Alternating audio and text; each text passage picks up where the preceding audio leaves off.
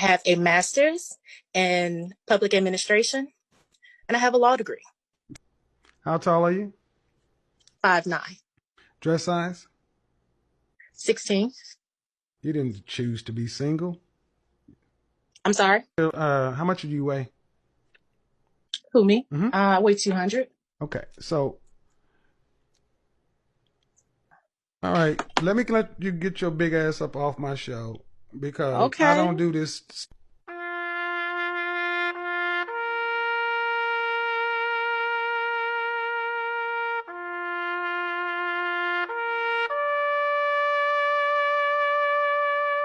Let anyone say that I get my femininity from a gay man.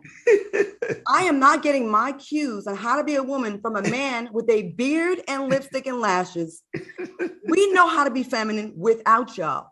We know how to deal with our baby daddies without y'all. We know how to do fashion without y'all. But we love y'all and y'all have great opinions and we like your feedback. I feel like it's a slap in the face because when these toxic Black men be coming for y'all, who is the one that's always with y'all? Us. So here you get on stage when you finally having your moment and you sit there and basically shit on us and say, you're our blueprint? No, my dog, my nigga, we your blueprint. Oh, You can say you remixed it, but you are not a better woman than a woman. You're not. Santana, and that goes for everybody else that's doing it, okay? We don't need you. We want y'all. We love y'all. We provide a space for y'all that y'all can't get with them toxic Black men out there. So it was a slap in the face to hear this. I have fantastic makeup artists and glam that are women. Actually, they didn't do me today, obviously, but my best glam has been from Black women. And I'm making it a point in my productions to make sure Black women are getting hired and Black gay men. But I feel like they're getting pushed out of a space that they started. And we got to be careful about that, pitting the gay Black men against Black women, because we're all we got, y'all. We rock for y'all and you're supposed to rock for us. So Saucy, you wrong for this. You having a badass week. You came for Blue Ivy a long time ago. We get it. We've all said dumb shit in the past, but say sorry. And then on the heels of that, like Al said, you have this. Get the F out of here with that. Because you walking around half in, half out with your look. It ain't, I don't see any of my friends copying that. If I get a beard or a mustache, that's coming off immediately. So don't tell me how to be a woman. You can't. But I also won't discount the value that gay men bring to glam because y'all are damn good at it. Because you had to be to get in those spaces where Black women were killing it. So, I don't think we should be shitting on each other. I don't think we should be having an us versus them. I think that's where the problem is. Like, it felt like it was at Pride, I get you wanted to hype your crowd up, but I think he, like Al said, I think he just worded it wrong because I get what he's trying to say.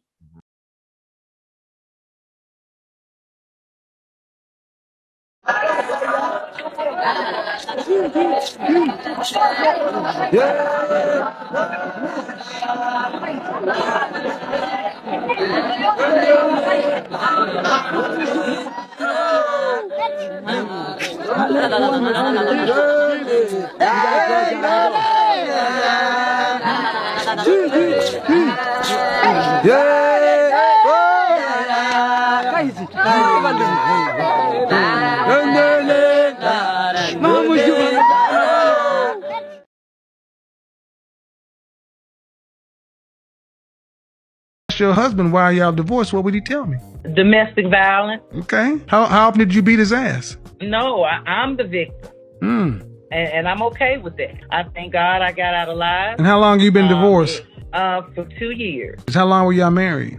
7 months. So now hold on. I know I got a new calculator, but you got kids that are like in their 20s. Right. About 2 different guys or about one? About one. Why didn't you marry him? The last one? No, the one that impregnated you once or twice. Oh, he went to jail. Oh, so you pick ass whoopers and felons. And then you're going to complain about what other... I need you to stop right here, ma'am. I need you to slow the whole French toast down. I'm not going to let you get on here and talk about what Black men are not when you pick and dudes that whoop your ass and are felons. See, I'm not going to sit around and let you Black women just sit around and talk about hey, Black men ain't here and they ain't this, they ain't that, when in your own life, you pick shit. Emotionally damaged people are always sexually promiscuous. Let me say this again. If you are traumatized, if you are emotionally damaged, you are promiscuous. And do you want to know why? why is that? Emotionally traumatized people require constant validation from others. You married to a woman who's been traumatized, abuse, abandonment, whatever. When you're not around her for too many days, she has to entertain another man because her trauma dictates constant validation. And constant validation means I must have a man in my personal space. You ever date a woman who was crazy about you? She absolutely loved you, so you thought. It was really addiction. Yeah. When you finally let her go, when you finally got her to stop stalking you, she ended up with another man like that. And your ego took a hit. You said, wait a minute. I know that woman was crazy about me. Climbed in my window, came to my... You understand? She was... She was crazy about your presence in her life. And the minute you distance yourself from her life, she found a replacement without a problem. Emotionally damaged people are promiscuous because they cannot go without constant validation. They need that validation. They need it. Most of our promiscuous women are damaged women. They're not having sex because they love having sex. They're having sex because they have learned this is the only way I can get a man's attention. Hey, who that is? Hi. Oh, wait, what's her name? Oh, Claudia Jordan. That's who CJ is. What's up, girl? How you doing? Good. Now, me and Claudia had a little rocky history. She used to always be running her mouth about me on the internet and stuff. And I was finna have to fight down one time at Love and Hip Hop. Santana, is it that bad that she had an opinion on something that was different than yours? I never bashed you. I never disrespected. But y'all can't hear each other. Hocus pocus, get that bitch up out of here. Girls were Oh my God, Saucy Santana. I've had to cover Saucy Santana on my wildly popular show, TGIF, and I had some criticism for him one time because of comments he said about women, and it kind of did go a little bit viral, what I had to say. What's going on? How you doing? And I haven't seen him since, so this should be interesting. I've done nothing but try to give you an opportunity on a show. Yeah, right. You're on YouTube. Where are you? I'm network television. You get fired from every show. You're one season wonder with your peach repossessed. You had 7 years. Can Jennifer sing to you? No. It doesn't surprise me because him and Claudia, he's drinking a cat lady Kool-Aid. That's and not why. You couldn't see dark-skinned people in a party because it was so dark. You could only see teeth. You just said that. Gosh, Claudia, really? I was at an all-black party, and I made a joke as a black woman. A lot of stuff on Google about you, Jennifer, that's not so complimentary. This is spread open on the internet that you were sending to a married... Is that my face? There's your face right there. Okay. Tiffany, can you get her on box? Don't deny Maybe it. she'll get another check, and then she could make those cards. And I will come back. Okay, so... Don't try and deflect what you said about black people. I'm like, how many you sit down. How many people you right now? One. Really? Do they have girlfriends? Don't worry about who. All right, so, Bet you don't want to go there. Okay. Use protection. How about that? Be right back for more of the next You do. 15 reunion. Yeah, I You do, do. because I'm a grown-ass woman. But a grown-ass spread all over I that. do what I World want. star. Oh, bitch, please. It's not my... It is yours. Please, With bitch. those dusty nails. Let's not bitch worn the Take Yours her looks out, really too. worn out. And Laura. And you need a man. My gosh. Bitch, you need Yes. a rejuvenation. Well, And on all levels. The black church caters to the black woman. And the reason the black church caters to the black woman is because the black woman is the provider. She has more income and education than the man. So they're looking at this financially. They also have a vested interest in her never getting married. The pastor is the metaphorical husband of all the single women in the community. I'm not saying he's sleeping with them. I'm saying he's keeping them so distracted with Jesus that they never find a husband, and that's the way he wants it to stay. Because if she finds a husband, she won't have as much time to be donating to the church home. Wow. So the black church benefits from single motherhood. They don't want our sisters married because their pockets would go down. Men with power, men of value, cheat because they should. A lot of you ladies aren't going to like what I have to say, but I don't really give a French toast doggone. Because when you are in the top 10% of men and almost 100% of women want you, just like Pringles, you can't just eat one or Lay's or whatever.